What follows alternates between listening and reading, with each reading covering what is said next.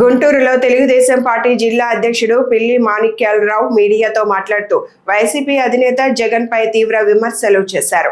జగన్మోహన్ రెడ్డి రాజకీయ పార్టీని కాకుండా విధ్వంసకర రాజకీయాలకు వేదికగా మారిన సంస్థను నడుపుతున్నారని ఆరోపించారు. యువత భవిష్యత్తును దెబ్బతీసే విధంగా వైసీపీ పాలన సాగిందని, నిరుద్యోగ యువకులను స్వచ్ఛంద సేవకులుగా ఉపయోగించుకొని వారి భవిష్యత్తును నాశనం చేశారని విమర్శించారు.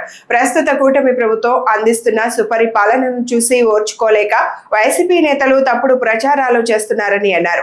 అదే సమయంలో తెలుగుదేశం పార్టీ నాయకుడు డేగల ప్రభాకర్ మాట్లాడుతూ వైసీపీ పాలనలో ఆంధ్రప్రదేశ్ అభివృద్ధి తీవ్రంగా దెబ్బతిందని ఆరోపించారు.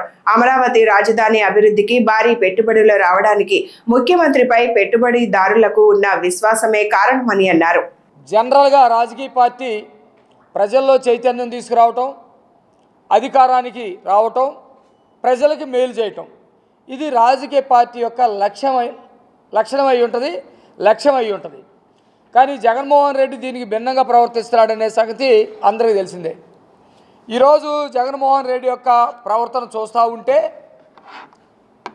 ఆయన సైకో పార్టీ నుంచి గొడ్డల పార్టీగా ఎదిగాడు. సరే, గొడ్డల పార్టీ దగ్గరైనా ఉంటాడనుకుంటే గొడ్డల పార్టీ నుంచి బొద్దెంక పార్టీకి దిగజారాడు. సైకో పార్టీ నుంచి గొడ్డలకి ఎదిగి గొడ్డల నుంచి బొద్దింకకి దిగజారాడు. ఆయన అన్న మాటలే ఇవి.